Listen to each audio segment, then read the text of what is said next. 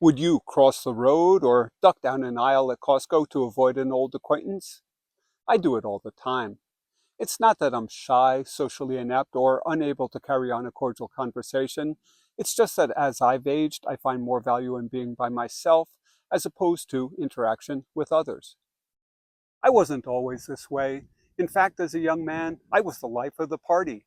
I had an extended circle of friends and delighted in bringing diverse groups together and going off in search of fun. If a party was slow, I had a repertoire of jokes to tell, and I'd always be the first one on the dance floor or jumping into the swimming pool. I was a popular guest. When I was young, I had a small business that used an answering machine, purportedly for business purposes, but my tape was full of social messages. I came across it years later, clearing house for a big move, and the tape stretched 27 minutes long with chopped up and over-recorded messages from my social heyday. But there was also a bit of an obsessive nature to my socialization. Occasionally, when my plans fell through, I remember flipping desperately through my black book at 9:30 p.m. on a Saturday, looking for someone, anyone, who was free that night. At that point, I was afraid of being alone. I'm on the Tonto Trail, west of Havasupai Gardens at Grand Canyon. It's 9 a.m. on a Monday. Bright Angel Trail is closed beyond Havasupai Gardens, so the only people I expect to see today are the occasional backpackers or overachieving trail runners who are making the almost 25-mile hike to Hermit's Rest. There's no one on the trail as far as the eye can see, and I'm loving it. I don't know when the change occurred in my life. Somehow it seems that close friendships, those outside of a romantic relationship, are a thing of youth. Maybe with work and family, there's just not enough time to conduct those late-night heart-to-hearts. Or maybe the investment of time is not worth the reward. And sure, I've learned all the hard lessons of youth. Lending money to a best friend that wasn't repaid. Spending late-night hours on the phone with a friend in crisis whose crises never seemed to improve or resolve. But I don't think that's why the friendships fell away over the years. I think they just became less rewarding, and that I became more comfortable with the quiet contemplation of being alone.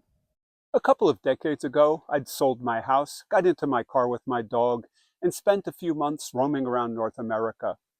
I set a specific goal of deciding if I wanted to be involved with other people at all.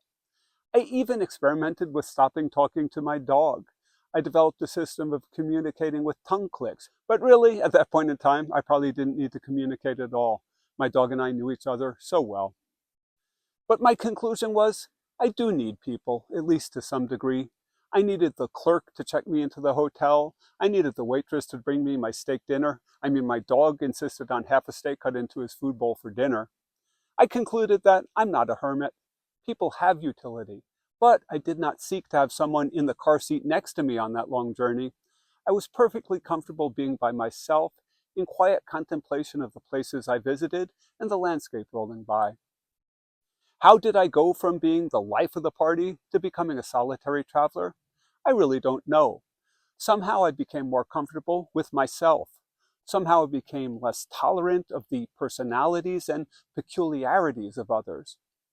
And perhaps there's an element of been there, done that in relationships. After 10,000 conversations, what is new to be said?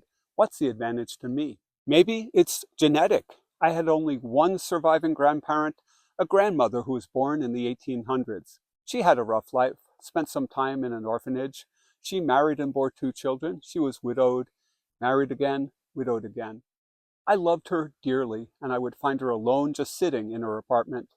With age, she dropped her friends, and I would ask her, "Grandma, what do you do?" And she would say, "Think." Maybe that's what I do as well, think. All of the recommendations for being a healthy older person say, stay engaged, stay involved with your family, church, and community, volunteer, join a senior center. But I say, chuck that. My motto is, to thine own self be true, and I'm not as concerned about how long I live as how well I live. And yes, I have social skills. I'm able to carry on polite conversations, and I strive to be a cheerful presence on the trail. I greet my fellow hikers warmly and sincerely, and I share helpful information about conditions up the trail or mere pleasantries. But I don't want them to hike along with me, and heaven forbid, I don't want any overnight guests in my house. This is who I am. This is being true to myself. I recognize that humans are necessary to the lifestyle I like to live, but in truth, I'm more comfortable being by myself. I have found comfort and solace in solitude, and for the most part, I do not find maintaining more than cordial relationships with others worth my time. I like to research issues, I like to sit and think, I find comfort in nature, and I find solace in solitude. How about you?